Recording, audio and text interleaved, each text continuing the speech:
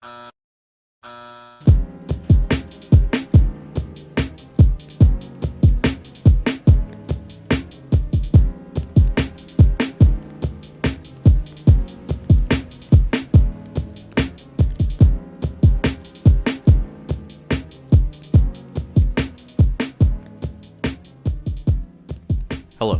and welcome to the podcast, episode 25, where today we're going to be discussing podcasting part 2.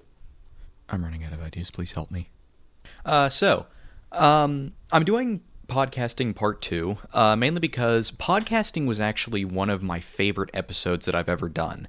And I thought I would celebrate 25 episodes because that's a quarter of 100. Woohoo. It just felt fitting to, do my favorite episode again with, a milestone.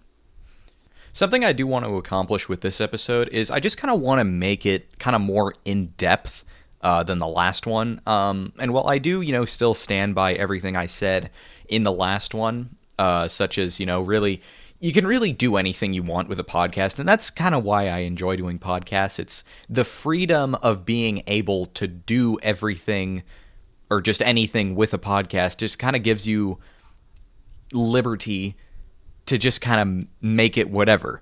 I do feel that podcasts these days actually are slowly but surely losing their meaning.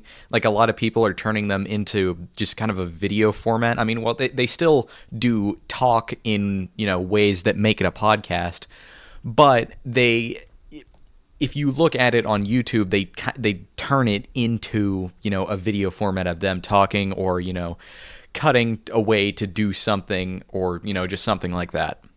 Again, not that there's necessarily anything wrong with that. I feel that a podcast is supposed to be just one or more people talking about something.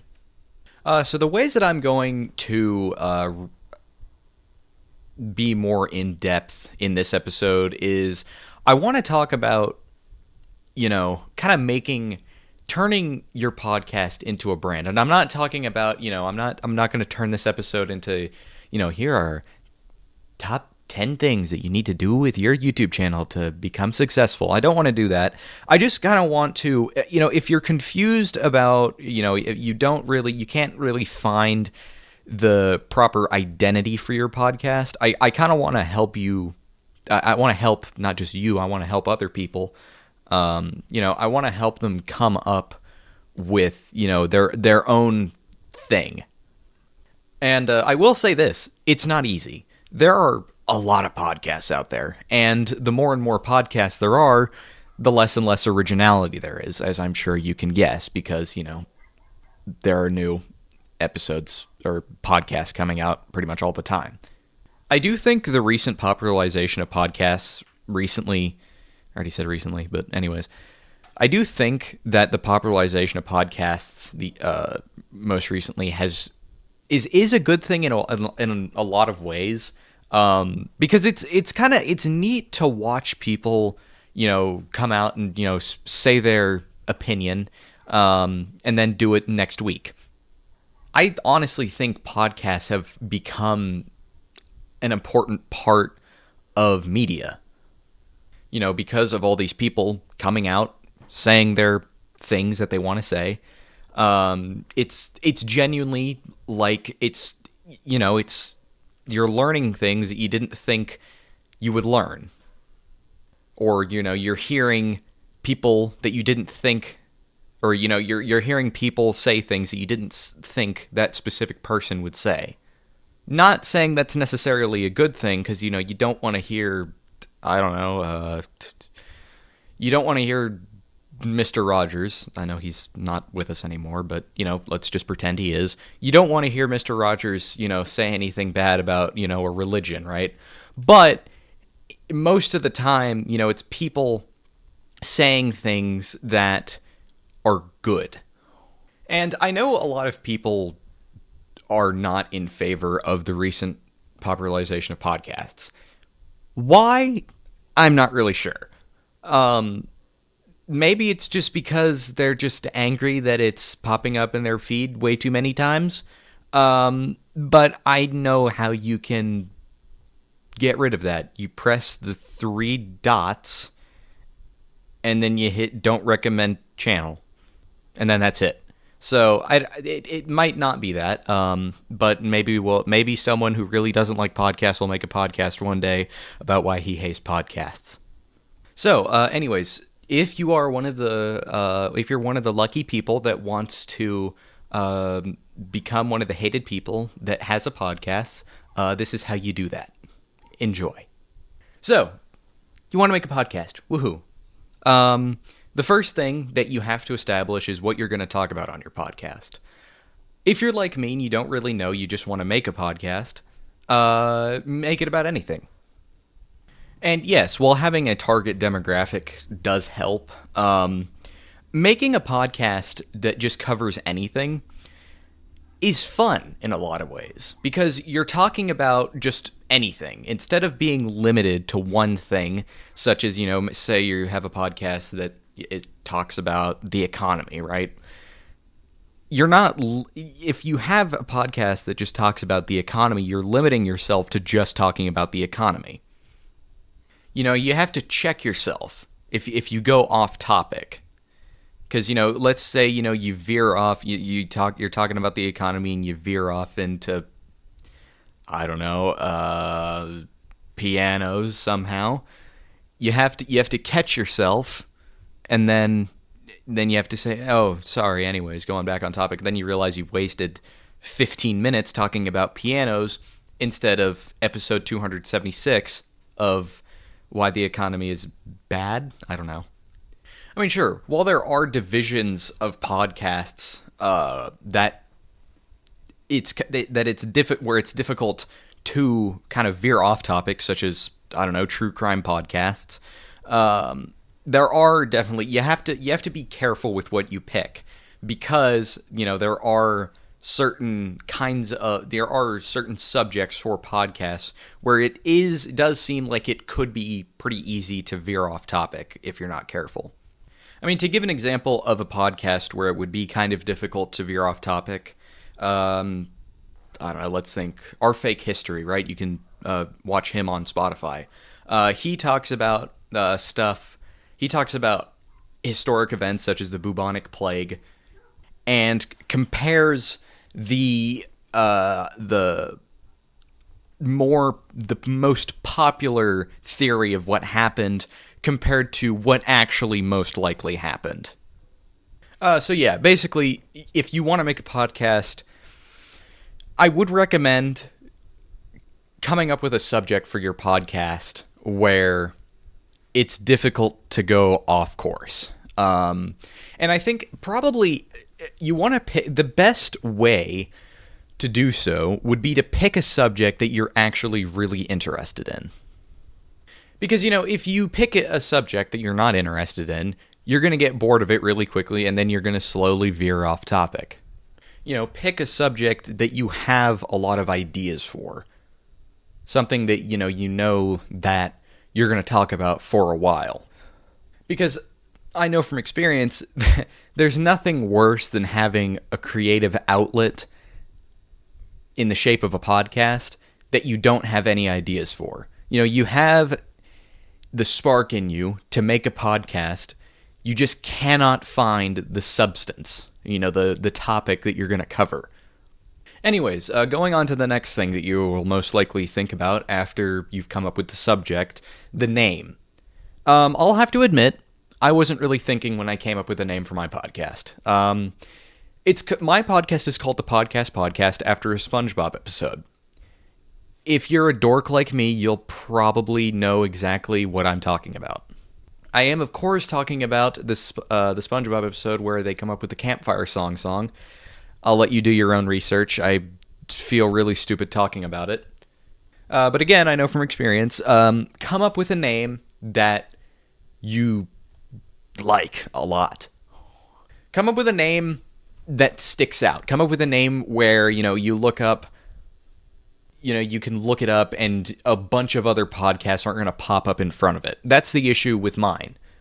Not only is, YouTube biased towards smaller channels, it's also because my channel has a lot of words in it that are the same as others. If you look up the podcast, you'll find the THE podcast where it talks about football, and there's nothing less interesting than that. Something I've noticed that I actually kind of like is people coming up with words that don't exist, or misspelt words that are purposeful. I've never actually seen this, interestingly enough, applied to a podcast, but I do think it kind of adds an aesthetic, a specific aesthetic to your podcast, where it's like, I don't really know how to explain it, but I think not only is it a good way for your podcast to stand out, but it's also just kind of creative. I mean, don't come up with a name where it just kind of seems like it's another language. Like, let's go back to the true crime podcast idea. You'll have to excuse me, I just got a text message.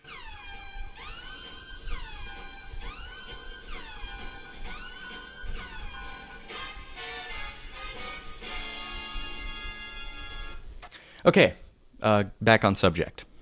Yeah, don't come up with, a true, where it looks like it's pronounced true crime, where it's like it's two U's in true, and it's like one of them has the double dots above the U. You don't make it sound like it's in German, because that's actually quite easy to do. If you just kind of misspell a lot of English words, and you end up with something that looks a lot like German. Basically, just come up with a unique name that people will recognize and remember. Because, people aren't going to remember a dull name. Something else I'll mention later, they're not going to remember a dull, just general design for their thumbnails and just channel design. One of the decisive factors that will, fit your channel name and design is not only what you talk about, but how you act in the podcast. Number one, I don't actually recommend acting at all in the podcast. I recommend just kind of being yourself. And I would say that I'm definitely myself in the podcast, just with a bit of a higher voice. That's really it. But if you're an outgoing person, make an outgoing name and design. If you're a funny person, come up with a funny name, and a funny funny thumbnails. I don't really know how you would do that. But, if you are a dramatic person and you have a dramatic podcast, come up with, a dramatic design and name. If you are a fun person, I'll start, giving more detailed examples. If you're a fun person, come up, make thumbnails with, color in them. Not necessarily to where it's, like too obvious that you're just an attention grabby person, but make it match how you are. And, if you have other people in your podcast, make it, fit their personality as well. Kind of mix up all your personalities and put them into one thumbnail. Can be difficult to do that, but if it's too difficult, that's a sign that that the people in the podcast don't have a lot of chemistry. If you have, a dramatic podcast about, let's go back to true crime, come up with, something with a lot of grit in it, find, a texture to put over, just kind of make your design, and then editing tip, just kind of find like a kind of gritty texture to put over it. And that's, pretty much just how you make anything look dirty with graphic design. Now, here's my favorite part, the best hardware to use. I do my best to, just kind of keep things simple while still making it functional. So, in the last podcast episode, pretty much nothing has changed. I still use the same Shure MB7X. I am using a different XLR cable that's a little bit louder, has a little less noise in it. And as for software, actually, real quick, I do want to mention that I am using Audacity now. And so far, I just want to say I'm never going back. But yeah, I am using a different XLR cable instead of XLR to phono jack. It's XLR to XLR, so it's two XLR cables, both ends. I still use Focusrite Scarlett 2i2 for as an audio interface. It's a great thing. I like it a lot. And as for computers, I've just got it hooked up to a desktop. It's a Dell XPS 8950. I can't exactly recommend it for podcasting uses. It does have a lot of inputs, but when you do have a podcast, a lot of those inputs will run out quickly. So I can recommend getting a Port Hub, which is something I have. OWC Larry. Go check that website out if you need a Port Hub. It's a quite good website. But for podcasting, in terms of computers, you don't really need anything too flashy or, expensive. And this computer does have a lot of, high output parts, such as it's got an Intel Core i7 and a GeForce RTX 3060 Ti. All of that, of course, translated, all that means pretty good PC. But for podcasting, you don't obviously need any of that stuff. You could just have a simple 8 gigabits of RAM and integrated graphics, although I can't really recommend that. But of course, when you have a computer that is just for podcasting, of course it could be used for other things occasionally, you don't need anything too fancy because most of the time you're just going to be running everything attached to it as well as the recording software, which shouldn't be too graphically intensive. And, if you are, kind of fighting yourself between Windows and Mac, I use Windows just because I prefer it. I kind of prefer the overall layout and kind of how deep you can go into the files, because it does seem like, with Mac, you can't really go into as much depth as you can with Windows. But if you want just kind of simplicity, I do recommend getting a Mac, even though they're way too expensive. Just get a used one. They depreciate like electric cars. And for the love of God, don't get a Chrome. If you think about getting a Chrome for podcasting, I'm sorry, there's something wrong with you. One final thing in terms of hardware that doesn't really have to do anything with podcasting, but it does help with sound. Let me just turn it off real quick. Don't get a loud keyboard. That is one mistake that I have made. I have a mechanical keyboard. Don't ask me why. And one of the issues with mechanical keyboards is that they're much louder than normal membrane keyboards. Because, of course, they have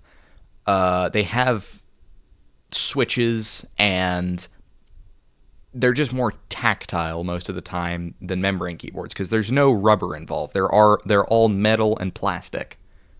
So, of course, when you don't have a Jamie near you, you have to look up things on your own. And when you have the microphone 1 foot away from your keyboard, you have a lot of noises that sound a bit like this. And that's not optimal. And if you work if your studio is in a room with not a lot of things in it, it does actually really help to have some foam for better acoustics. I don't need this because I do have a lot of things in here, since the studio was initially my bedroom, but I moved. But if you have a particularly loud XLR cable, or just cable in general, such as this one, it does help to have an acoustic, a sense of where your acoustics are. And one final thing, I know I keep saying one final thing, but this does help. What kind of boom or microphone stand you should choose? Initially, I had a Pro Line. I think it was, let me check. Yeah, it was a Pro Line boom. And basically the way it worked was it had a heavy metal piece on the bottom, and it pivoted side to side and up and down. Really, that was it. And I had it kind of in an inconvenient spot where it was in between the shelf that I have on my desk and my computer. And what I had to do was kind of pull it out from the little crevice that it was in to rotate it at all. And then it was kind of on my mouse pad and in the way of my mouse. And I didn't really have anywhere else to put it without it inconveniencing me even more. So what I did was I looked on Amazon for spring-loaded booms, cheap on Amazon. Of course, everything on Amazon is pretty much just garbage. But this boom actually is pretty good. It was $20 pretty much if you just look up cheap boom Shure MV7X. This is the first thing that'll pop up, or at least in cheap, another imitation of it will pop up.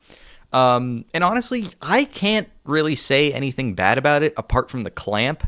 I wish there was another way, like such as, a screw. Oh my god, that was weird. Excuse me. Such as like a screw or, just like screw holes that you could just screw in. It came with screws. But no, it just comes with a little cheap clamp.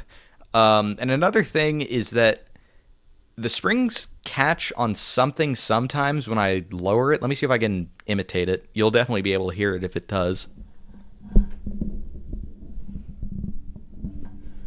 Okay, I wasn't able to do it.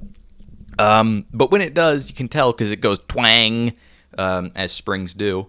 But yeah, basically I can't really complain about it. If you need just kind of a cheap boom, that's the one to get. It's just a cheap little spring-loaded thing on Amazon. Now, in terms of software, as I said, I'm using Audacity right now. This is the first time that I've actually used Audacity for a podcast episode.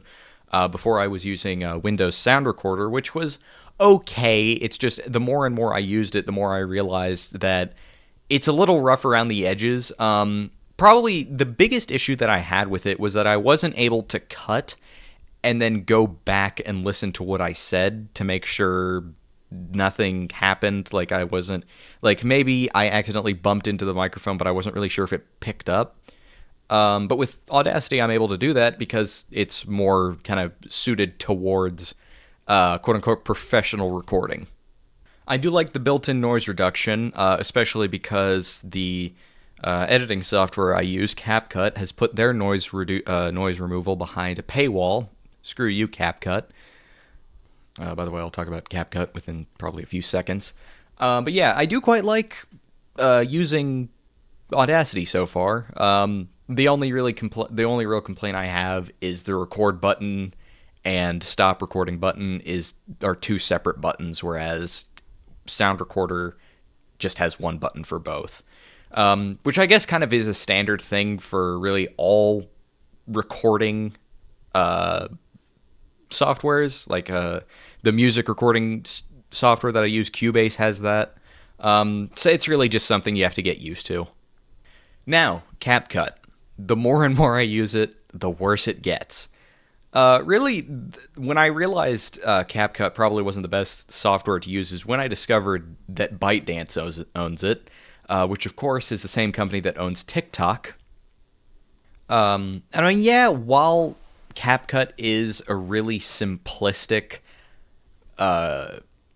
editing software to use, you don't want a software that puts things behind paywalls that used to not be put behind paywalls.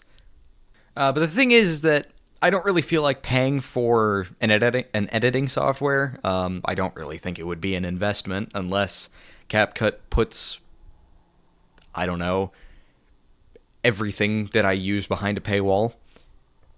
So, I mean, so far, I'll stick with CapCut until something really, really bad happens to it that just kind of stops me from thinking it's a good idea. I'm not saying I can actually recommend CapCut, because I can't. There are just so many things about it that are not good, not just for editing, but just like podcasting in general. Of course, when you make a podcast, editing is